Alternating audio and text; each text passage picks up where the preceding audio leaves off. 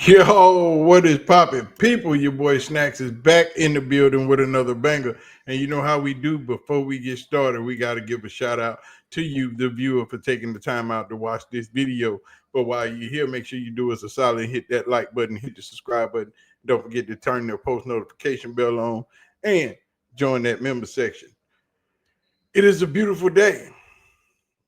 And Shedeur Sanders once again dominates everyone's news feed. But you know, we will not start a video without giving a shout out to our beautiful ladies of the CU aunties. And you see her face is like every other Shedeur fan right now. We're a little bit upset. So if you see a CU auntie in the chat or in the comment section, make sure you do the utmost and give them the respect that's due and say what's up. Because if we catch you slipping and being disrespectful, we gonna have to holler at you. But just like her face, all of us are a little bit upset at the Cleveland Browns. Maybe since the beginning, after the NBA, after the NFL draft, because of the way they've handled Shedeur Sanders, and it is a continued controversial situation in Cleveland. Kevin Stefanski, we got questions. And not only do the fans have questions, the NFL analysts are starting to have questions, and it's starting to seem like Kevin Stefanski is not meaning to be a good head coach to Shedeur Sanders. Man, let's talk about it.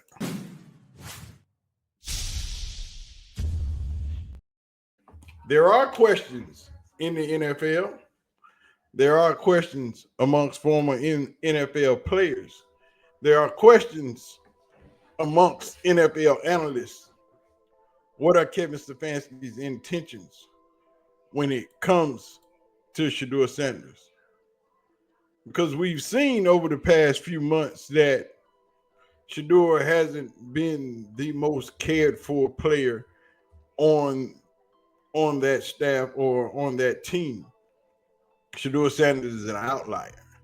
Shedeur Sanders is unlike any other player entering the NFL. Shedeur came with his own fans. Shedeur came with a hell of a lot amount of stardom. But as we've seen in the past few months, we don't like the way he's being treated. We don't like the way he's being prepared, and we don't like the way things are going in Cleveland. And now it's just not the fans that are asking questions about Shedeur Sanders and his treatment in Berea. Dillon Gabriel has been pushed up to QB1 for the Cleveland Browns after the trade of their senior most quarterback in the room, Joe Flacco. Kenny Pickett was ousted first, sent to the Las Vegas Raiders for a fifth-round pick. And eventually, Cincinnati called for Joe Flacco, just like I said they would. I ain't going to tell you how I knew, but Cincinnati called for Joe Flacco. And once again, Kevin Stefanski and Drew Berry traded Joe Flacco for a fifth-round pick, which leaves the question, where does that leave Shedeur Sanders on this roster? Most of us say QB2 is where he should be posted up. But the question comes about, if they have a veteran player on their practice squad, which is Bailey Zappi, who was also a Cleveland Browns quarterback last year, who they released. And once again, he signed with another team and they released him. And then the Cleveland Browns signed him back to the practice squad. With Shedeur Sanders being a big of a marquee player as he is, all eyes are on Cleveland. And I don't think they like these microscopes, because NFL analysts and people like Ryan Clark, T. Rizzo, people on the Unsportsmanlike show, people have all sports analysts, former players, podcasts, linear TV shows are asking the same question. What the hell are y'all doing? But Skip Bayless told us a couple of weeks ago that Kevin Stefanski had it out for Shedeur Sanders when he signed Bailey Zappi. We just didn't believe it. He re-signed a player they had cut, Bailey Zappi. They did that to Shedeur Sanders. They went and signed Bailey Zappi because I promise you, Kevin Stefanski, the notorious Kevin Stefanski, who did in Baker Mayfield, did in Shedeur with Bailey Zappi. Stefanski idolizes Belichick, and Stefanski's thinking to himself, if Belichick loved this kid, I should love this kid. Stefanski has no use for Shedeur Sanders. No use. That was an ownership. That was a Jimmy Haslam special. There was a report this past week in ESPN Cleveland that a lot of the practice snaps are now being split between Flacco, of course, Dylan Gabriel, and Bailey Zappi, and that Shedeur is mostly watching. He clearly values Bailey Zappi over Shedeur Sanders. My point to you is that Shedeur is still stuck in hell in Cleveland. Should have been the first overall pick, and now he can't get on the practice field even for the scout team in Cleveland, freaking Ohio. I'm sorry, it just makes me sick. Yeah. Y'all should have listened to Skip, because Skip told y'all that when they signed Bailey Zappi, eventually he was going to be quarterback too. And as time rolls by, and Kevin Stefanski done his interviews yesterday and was asked about Shedeur Sanders and what he's going to do about the second quarterback position, Kevin Stefanski calmly said, I'm going to wait till the end of the week and see what we're going to do. Which leaves an even bigger question. What the hell are you doing? But the boys don't speak. They got something to say. Sanders should be the backup, period. Bailey Zappi, who Kevin Stefanski is currently trying to figure out if he's going to be the number 2. You've seen him play in Cleveland before. He started week 18 last year against the Baltimore Ravens. The Browns lost 35-10. Bailey Zappi had a touchdown and 2 picks. And y'all didn't choose to sign him. So the Chiefs signed him, and then the Chiefs cut him August 28th, and then y'all re-signed him. But you already knew what you felt about Bailey Zappi, because at the end of the season last year, you let him go. So clearly you didn't want him that bad. And now that it's time for Shedeur to get a turn, you're like, this Bailey Zappi dude, we got to see what we feel about him. You saw him. He was bad. Regardless of how you feel about Shedeur, at this point, you have to feel bad for Shedeur, because what the heck is this? Exactly. What in the hell is this that you have going on? Why are we steadily asking the question, what are you doing? Why is Shedeur not being moved up? Why do you keep saying he's not ready? When everyone in the football community, former, past, and present alike, are saying, oh, he's ready. He's ready. But you keep trying to keep this narrative alive that Shedeur is not ready. Just as if when Rex Ryan last week stood up and said he wasn't doing the right things when it comes to being in the meetings and studying and preparing for the week. You continue to stretch that narrative, and it's putting a stain on Shedeur Sanders' name. We know Tony Grossi is a true hater of Shedeur Sanders. We know T. Rizzo is a true supporter of Shedeur Sanders. And Rizzo and Grossi are always banging heads when it comes to supporting Shedeur Sanders. But now, Tony Rizzo is fed up. He don't even want to hear it no more. He's sick of this mess. Anyway, the Browns would trade Shedeur Sanders before the deadline, Tony. I don't think anybody wants him, Riz, Okay. I'm being honest. Okay. I mean, Okay. the Raiders passed them. Tom Brady. Yeah, I know, but it's knows different him. circumstances now, Tony. Well, the they got Raiders thought Pickett Geno now. Smith. Wait. The Raiders They thought got Pickett. The Raiders thought Geno Smith could play, and he can't. So for a 4th-round pick or 5th-round pick, you take a flyer on a guy. You don't think anybody would do that? I don't, Riz. Okay. I don't. Okay. I mean, they Why? when they would needed no one, they why asked would for no Pickett. Why would no one want Shedeur Sanders? Because I think everyone made their statement about what they thought of him during the draft. Yeah, but Tony, that was 7 months ago.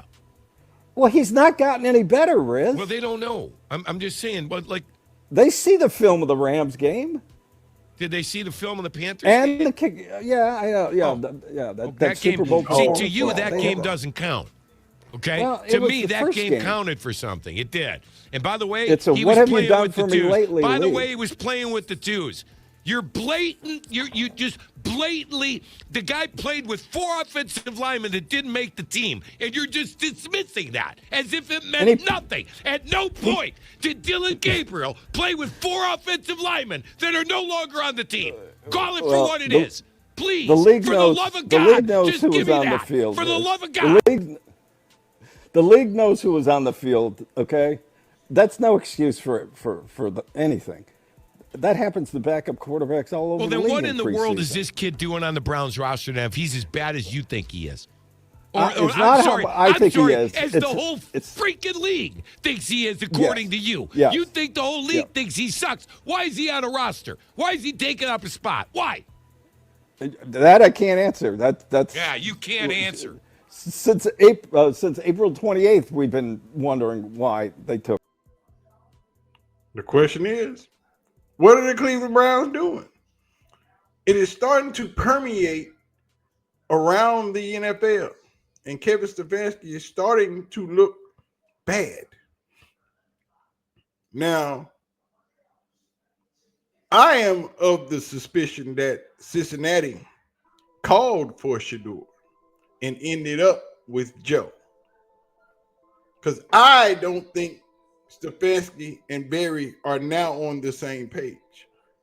I think that Joe Flacco was traded to push this thing forward because Andrew Barry thinks that Kevin Stefanski was going to try and stretch Joe Flacco out and save Dylan Gabriel for the last 4 to 5 games.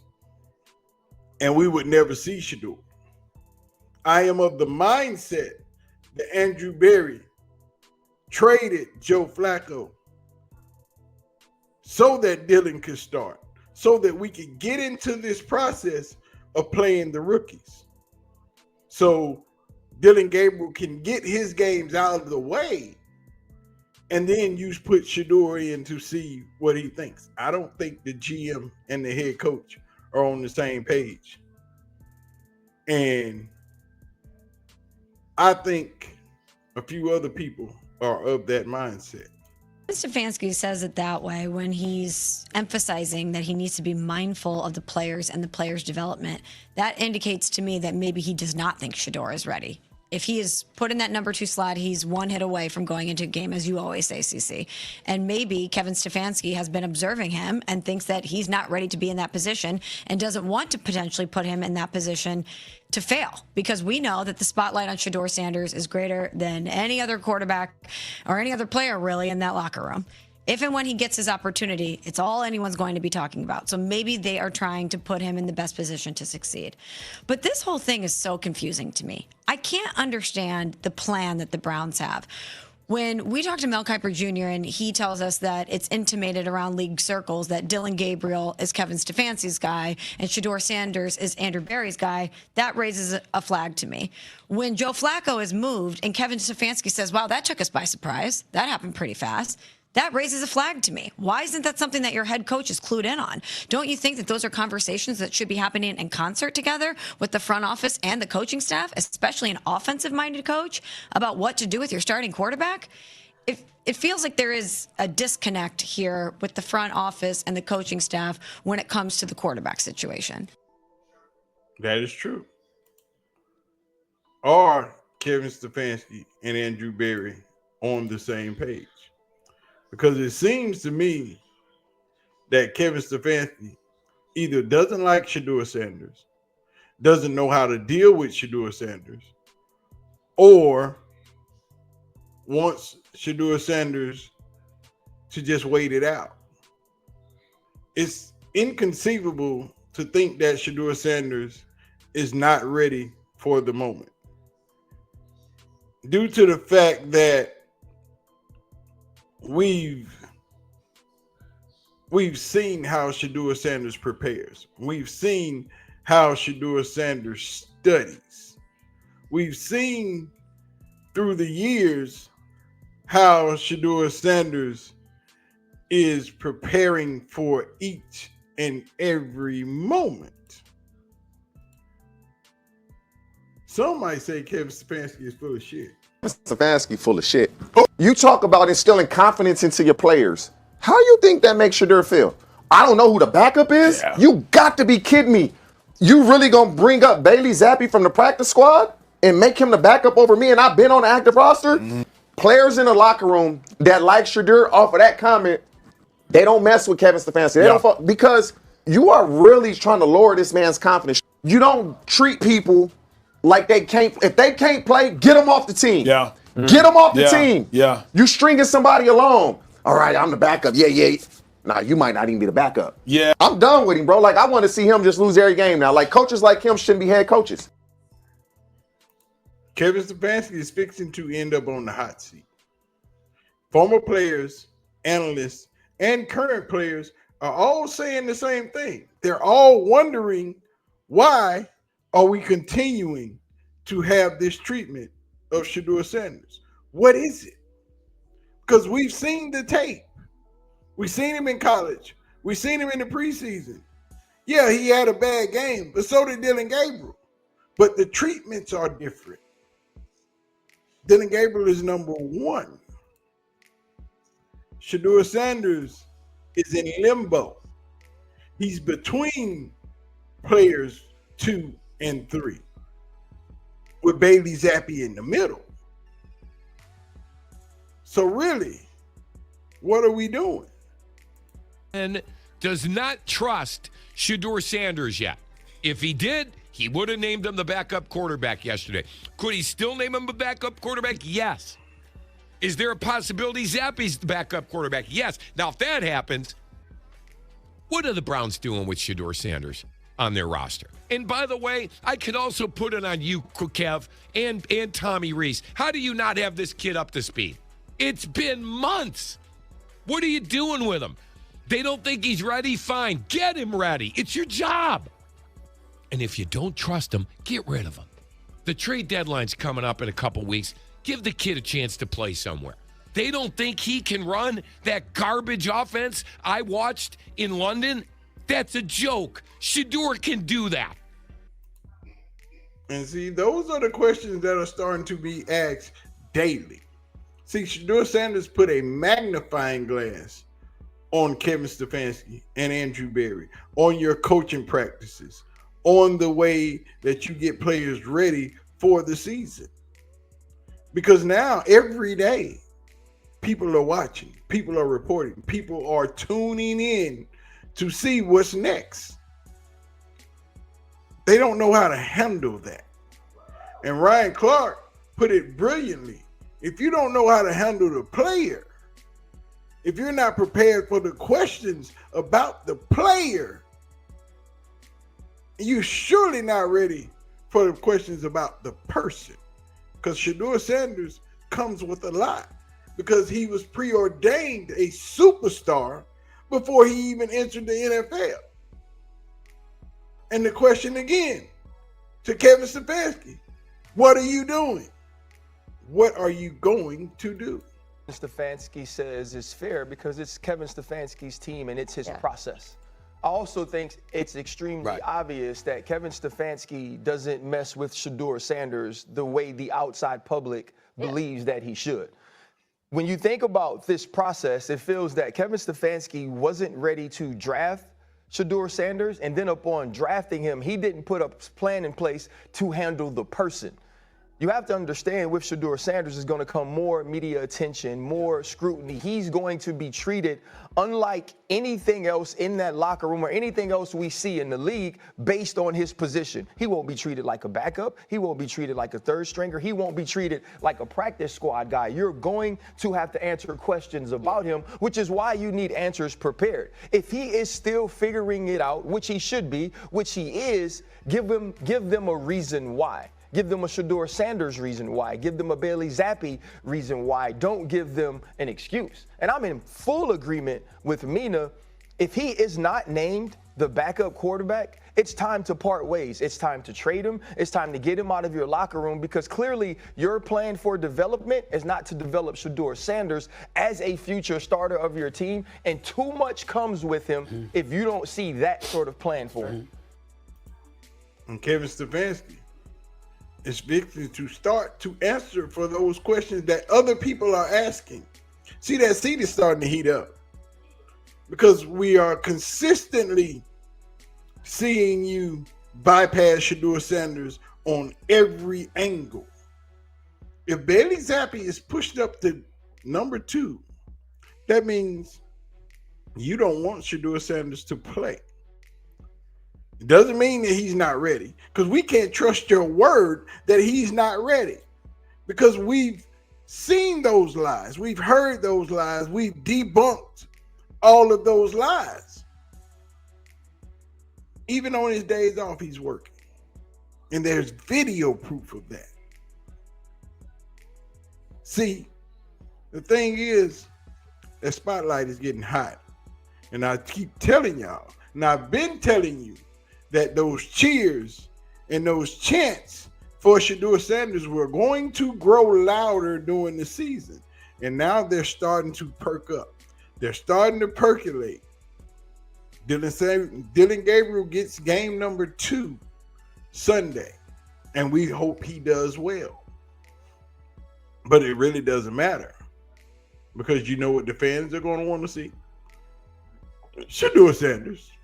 No matter what. You cannot have Shedeur Sanders on your roster, especially in Cleveland, and expect the fans not to want to see him. As much as he was propped up, as much as Shedeur was talked about, as much as we understood him to be a superstar and a guaranteed star player in the NFL, your process tells us, Kevin Stefanski, that Shedeur Sanders is not that. And we, the people, simply say, show it to us. Because every time you tell us he's not ready, we don't believe you. Because what we saw in the preseason, what we saw in college, tells us that he is more than capable of playing in the NFL. Stefanski full of shit. That's the type of coach that Hold on. you talk about instilling confidence into your players. How do you think that makes Shedeur feel? I don't know who the backup is. Yeah. You got to be kidding me. You really gonna bring up Bailey Zappi from the practice squad and make him the backup over me and I've been on the active roster? Either Kevin Stefanski thinks Shedeur Sanders is Magic City parking lot, straight ass, or he just don't like him. This is the perfect example of take all your confidence away from a player. He must got some pictures or some evidence on Jimmy Haslam. Like, I've never seen anything like this. I don't know who the backup is. Bro. Listen, players in the locker room that like Shedeur off of that comment, they don't mess with Kevin Stefanski. They don't fuck, because you are really trying to lower this man's confidence. Shedeur, I don't know him. He comes off as uber confident. Yeah. These type of statements makes you think, I'm not that good? Hey, the people simply want to know. Why do you think he's not that good? What has he done? Because we haven't seen it. In college, we didn't see it. In OTAs, we didn't see it. In rookie minicamp, we didn't see it. In fall practice, we didn't see it. In the preseason, we didn't see it. So why do you keep trying to spin that narrative that he is not ready? I don't know, man. But I'm going to let Chris Canty finish this off. Take off. Clearly a disconnect. And I'm not quite sure whether or not they're going to get on the same page, that being the general manager, Andrew Berry, and the head coach, Kevin Stefanski. And I go back to the optics of the war room for the Cleveland Browns when they took Shedeur Sanders. You saw this icy stare down from both Stefanski and Berry. And Evan, we all took that to mean that Shedeur Sanders was a pick that both of them were against, and that maybe, just maybe, Jimmy Haslam put his thumb on the scale and got involved in football decisions. But based on what we've been hearing and the speculation around the Cleveland Browns quarterback room, specifically with the rookies, it's clear that Dillon Gabriel is Kevin Stefanski's guy and Shedeur Sanders is Andrew Berry's guy. We have the versus between the general manager and the head coach of the Cleveland Browns. This might be the first time in this regime's tenure where you actually see a little bit of daylight between them. Because every major decision, including the big swing that they took to trade for and pay Deshaun Watson, everybody has been in lockstep. This feels like the first moment where there's a fissure, where there is a fraction in that working relationship, and we're watching it play out in real time on the field. Dillon Gabriel, QB1. Kevin Stefanski's guy. Shedeur Sanders, QB, we don't know. 2, 3, 4, because everybody keeps also throwing Deshaun Watson in this mix. Shedeur Sanders should be QB2. Everybody's asking the question, why not? And all hands point toward Kevin Stefanski. In a minute, they're going to point to Jimmy Haslam. And people are going to start asking ownership, what in the hell is your coach doing?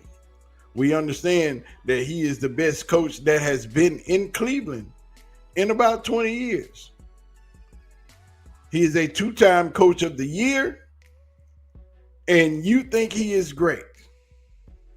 But we don't like his decision making, especially when it comes to this one particular player.